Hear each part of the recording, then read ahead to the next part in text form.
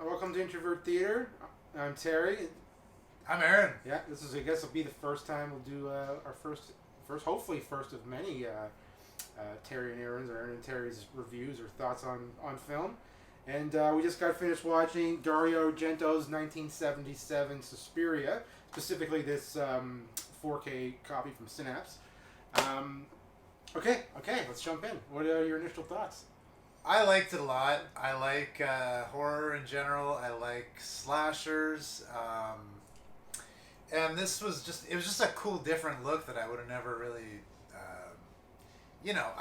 I'm more versed in like the classic American style slashers and stuff. So it's cool. Like it's an Italian film, and it's from 1977, I believe. And so just a lot of different kind of looks and different rhythms that were kind of kept me off balance and guessing, which was really cool. A lot of cool use of lights and stuff, and yeah, I really enjoyed it. Something new, something fresh to me, anyway, and it was a fun film. Yeah, I really enjoyed it too. So this is my first Dario Argento film, I think, and it's also, I guess, my first was considered giallo, or like this Italian thriller horror type of film, and yeah, so it does have this total slasher vibe, but also sort of something else going on. And yeah, heavily leans into use of color and sound and lighting, especially this movie in particular, I think. Yeah, it was totally kind of unique viewing experience from what I'm used to. Like Aaron, I'm more versed in American slasher horror. What do you think of the overall movie premise story? I mean, it was fine. It was. It kind of kept. There was it kept building on itself, which was cool. I didn't really necessarily see it coming, how it ended, so that was good. But yeah, it was strange. I mean, it was hard to know what was coming down the pipe next sometimes, and I think that was a good thing in a way. Yeah. But I was never like. It was enjoyable, even though like there were stretches where I didn't really know where it was going. There was so much visual stimulation going on with the colors and the decor of all the the dance studio and just the use of lighting, that like even if like there was some slow parts, like I was still stimulated. I was still like interested. Yeah. So I guess. Yeah, like from the so we're gonna be talking spoilers here. Obviously, we'll put that in the heading, and so this is your warning. You haven't seen this movie.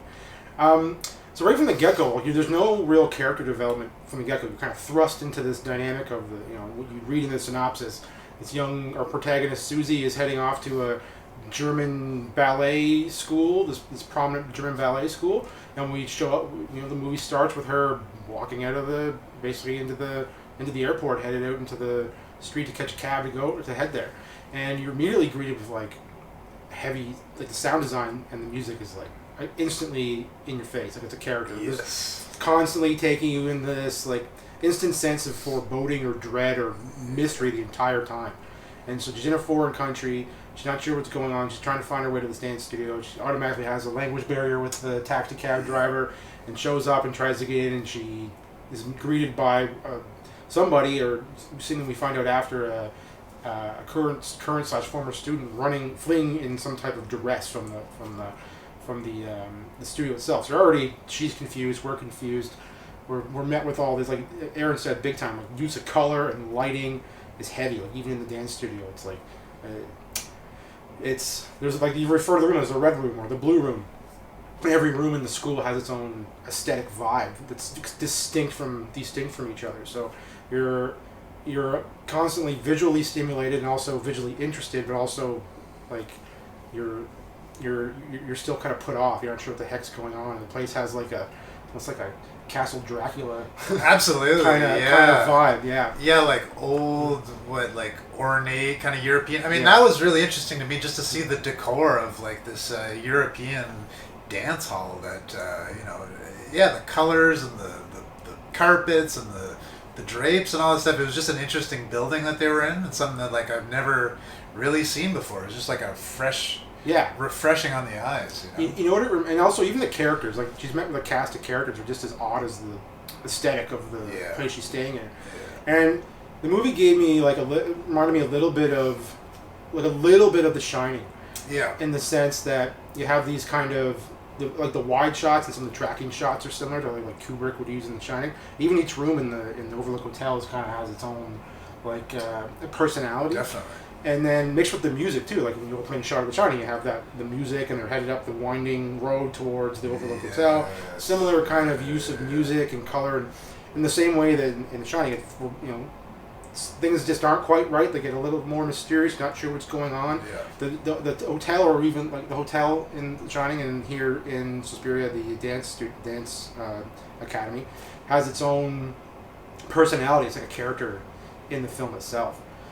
So she's greeted by this fleeing student, and then we're treated, I guess. Treated for sure. Yeah, to this epic What a treat. epic murder of this student a few minutes later, and that just sets off this cascade of slow reveals, or slow plotting to this reveal at the end of the film of what actually is causing this situation. Yeah, but it really blows your hair back in the first segment there, like with the first murder, and like graphic but tasteful and artsy. Yeah. And that was kind of the line that I walked through a lot of it, which I really appreciated. Typically you see a slasher and it's like, it's like cheesy dick jokes and tits, and it's great. I love them, but this was like real kind of artsy, and like just like.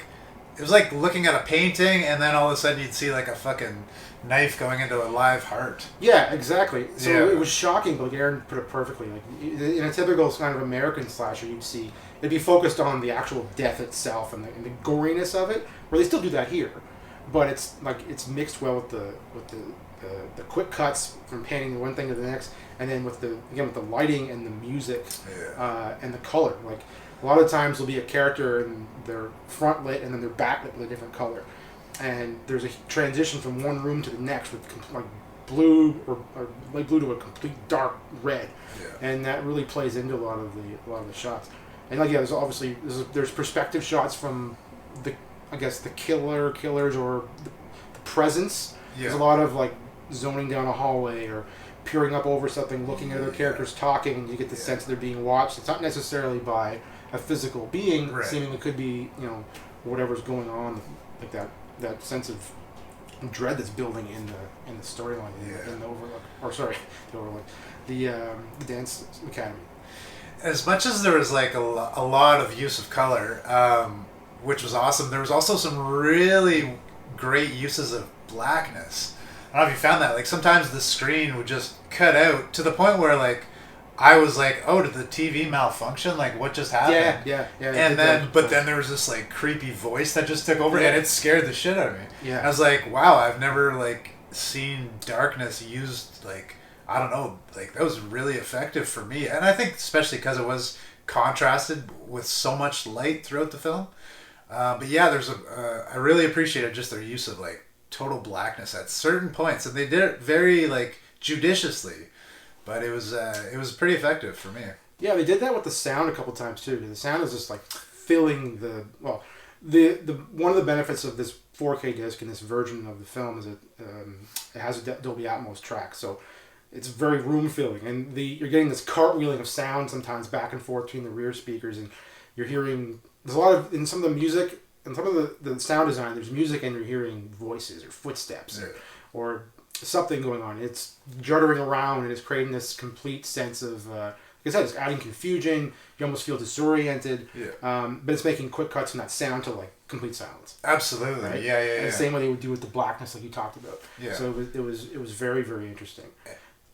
And just to add to that, like, and maybe again, this was a film from the 70s, so obviously like our sense of what we watch today is a lot different. I'd say more sophisticated technically, and like sound today might be a lot more dynamic. Like you can get some quiet background noises and then some building tension and then some like full blow your hair back sound. And I found that this was like for the most part, it was like full on sound. It was full on or nothing. Not a lot of in between. Yeah. And kind of like that with the lighting too. Like it wasn't a lot of necessarily subtlety with the lighting. It was all pretty apparent, pretty like saturated, pretty soaked on screen, and then nothing at all. Yeah. Yeah. Yeah. So like it was, and they really did a good job of like there was a pretty big distinction between the daytime and the nighttime scenes. Yeah. So you're not usually outside. You're inside of the 95% of the film takes place inside the dance studio, which I kind of liked. Again, it's similar. Again, I keep comparing this to The Shining, but you have this. There's lots of space in this giant dance academy, but it's wide open. They have free reign of the place for the most part, but it also feels very claustrophobic and like it's slowly closing in on you. A lot of like a way that you kind of experience in The Shining, where there's there's the monotony of his day-to-day existence there, and they have free reign of the place, but it does still feel claustrophobic as well. Yeah, so I enjoyed the film. Obviously, it's like some of it was so cheesy, which I love. Yeah, I really appreciate that. Like there was this one scene where this girl is running away from this murder or whatever, and she goes into a room and locks herself in the room. And then this knife comes through, and like the latch is like this, and the knife comes through to lift up the latch. And it goes on for 4 minutes, and the serial killer is just trying to... And there's no real payoff to the latch, with the latch, right? Like, nothing. Yeah. It just never, like, it's not held down by anything. Like, and she could have just held the latch and... I was thinking the same thing. Been like, okay, what are you going to do? You're screwed. I rooked you. But she went in the corner and cried. So this is the most incompetent serial killer and victim of all time. And then she finally escapes into the next room and just gets eaten by a giant slinky or something. Well, you originally think it's barbed wire. Then you're looking at it, it's just a bunch of coil. It's just coil. It's just like wire. The more she struggles, the more she's tangled. That was an interesting sequence because she does... It was really cool at first. Like, it starts out... She comes upon a killer of some type and she starts running. She smashes herself into like a china cabinet or something. So then she goes into this room and closes the door, and the latch goes, and the little tool comes through and starts. And all you would have to do is tilt up, and the latch would come. Raise it 2 inches, bro. That's all. And the killer person seemed to know what they were going for, but she's like backing up and freaking out, and she ends up stacking a bunch of luggage on top of each other, and sort of gets herself up onto a ledge and crawls into this other room, this adjoining room, and falls into all this coil. It looks like maybe we're done. Maybe it's some type of like, maybe it's something. I don't think some type of resource that they need to have at the dance studio. But she falls into this stuff, and again, you really originally think it's barbed wire. I did anyway. Yeah. But then you just kind of get a close look, and it's this coil, and she struggles and struggles and struggles and struggles, and then it's sort of the latch thing never pays off. I think the killer comes from the window side anyway. Yeah, exactly. So you'd think typically you'd get the latch would come up and she'd be screwed and she'd get murdered that way, but they get in that way. But it was that little sequence is a bit odd. It was fun. It was fun. It was. I really liked when they were at the one of the girls was at the university or whatever, talking to the professor of witchcraft, and he's going on and on about how witches are real and stuff. But the whole time I'm just thinking, what are those fucking beaver dams for eyebrows you got there? You could hide a family of foxes under those things. They're insane. They're just like out to here. Something about becoming a certain type of old man, you're going to get... All these guys get huge ass eyebrows. Right. I think they seemingly decide not to deal with them in any fashion. No, that guy did not give a hoot about an eyelash. It was amazing. I liked the kills were shocking, and kind of like fun and comical. Yes, but they sort of like artful and kind of tasteful in the same way. Yeah, or at the same time. And so we find out that the dance academy was founded by like a 1800s Greek witch. Yeah, and then slowly, I guess that's all wrapped up in the origins of the dance academy, and I guess this is its lineage behind the scenes, and we find out that the faculty and some of the people helping run the place are all wrapped up in witchcraft. Like I said, there's a lot of there's a strange little boy, there's a strange Igor-esque... I was thinking more Lurch. Lurch type of... Lurch is a better one, a better descriptor.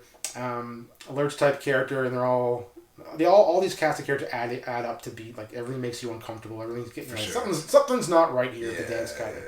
And anybody that seems to stumble upon what they're doing here at the Dance Academy or upsets anybody at the Dance Academy disappears or gets the axe. There's a bit of a like there's an exposition dump when she goes and visits the psychologist, right? Yes. He starts like, oh, this happened, this is founded by this, and then the witches, and then you get all this information. Because up to then, you don't really know what the hell's going on. For sure. Right? Something weird's going on, you don't know it's witches, right? Yeah. And then all of a sudden you get this information, and the protagonist, Susie, starts to figure things out. She realizes she's being, I guess, drugged to a degree at night through the wine, or... Yeah, I wasn't sure. There were some things I wasn't clear on. Exactly. That was one of them. I don't know. Yeah. Because she can't. Her roommate is one of the people that discovers too much and becomes sort of hysterical about the goings-on, obsession as to what the faculty is up to at night. Because they're supposed to leave at 9:30. Right. But they find out that they seemingly don't leave at 9:30. They go somewhere else in the dance academy. And she starts to find things out, finds out too much, and then gets the old... That was another funny part. Was like, if I count the steps, I'll know where they went. It's like, yeah, you can just go look around. Like, where are they gonna go? There's only so many places you can. One building. Go. Yeah, but like I said, I think there is some debate whether or not this is a true giallo film. I think I may be getting this incorrect as far as what constitutes a giallo film, but these sort of these thriller horror kind of slasher combinations from a certain time period in Italian cinema that are heavily stylized, and this fits that for sure. Markers, yeah, definitely. I really appreciated the use, like the heavy use of lighting, the heavy use of this, like the sound design of the music, and the color. I thought it was really cool. And obviously, this is all used in all sorts of movies, but especially they really double and triple down on it here. And I think I have a very modest sound system here. I have a sound bar with the 2 rear speakers and a subwoofer. And it does Dolby Atmos. I don't have height speakers, but it projects up. But this this Atmos track here, I think probably went a long way in immersing you in the film and what's going on as far as, like I said, it was like cartwheeling back and forth, hearing voices and footsteps that were sound like coming from behind you. And when the characters are listening to try to hear where things are going on, you're hearing voices and steps and sounds all over the place. And then the music is just in the same sense, in The Shining or in John Carpenter's Halloween, that music that just kind of rotates over and over again, this sort of is off-putting and creates a sense of uncomfortableness and that something's going on. Nothing's right about this place from the time we get there, and we plod along, and then we get some cool kills and I enjoyed the reveal of the story. It seemed kind of abrupt all of a sudden. Hey, it's witches. It almost gave me a little bit of like Rosemary's Baby ending. Just all of a sudden it's like, but it was fine. I don't know, it was fine. The little kid and his older woman caregiver were the creepiest ones I found. Like they were super, super creepy. And then the headmaster, I found like, I don't know if I really bought her portrayal of the evil lady. She just seemed like a normal headmaster. Almost. Yeah. She seemed a little lackluster as a supervillain. Yeah. But creepy still, whatever. It's fine. But like overall, like I get why this is somewhat of a cult film. Yeah. It was quite enjoyable. No, it's fun. It's a fun movie. Yeah. Like again, I like trying to pay attention to things like the sound design and the color and the lighting and what's going on. And also they used mirrors and reflection were used to a degree as well. Like maybe showing that things aren't what they seem here at the academy, and there's some duality stuff going on. But there was a lot of use of characters staring in reflections for a period of time, and characters walking into a room and just looking at them through the mirror type of thing going on as well. But it was a cool experience for my first foray into Dario Argento and giallo. Definitely, I think that's probably the first Italian movie I've ever watched. And it was good. I would do more. Yeah, it was fun. Yeah, it was fun. It was a good time. I think another thing about, I may be getting this wrong as well, that if you watch these movies, or if you watch Suspiria, you'll notice that the dialogue is a little bit off. Not that it's not matching timing. It's that, I think what happens is there's English speaking and Spanish or Italian speaking actors and actresses, and they're all speaking their native tongue. So the Italian actors it's being dubbed. So you'll notice that some of the stuff is being dubbed. or re-recorded after the fact or something like that. Sure. Yeah, so the dialogue can be a little strange, coming across a little bit strange at first, but it's not in every scene. It's not for all the actors. No, and you could still follow along pretty well. Yeah, there's no problem. Not a distraction. You notice it at first, and then after a few minutes, it's just part of the movie. Yeah. But yeah, Suspiria, 1977 Suspiria. There is a remake. I think a more modern remake, like 2018 or something like that, with Dakota Johnson. I heard is pretty well liked, and so I would definitely be interested in checking out a more modern take or a different director's take or North American take on this story.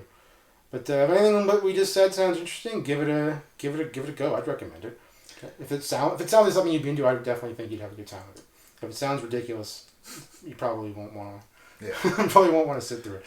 But I think that was a good first watch, a good first Terry or Aaron and Terry do reviews episode, and hopefully we do more. Hell yeah, that was awesome, man. Right on, man. Thanks, dude. All right, boom. Introvert Theater. Introvert Theater. We'll see you guys.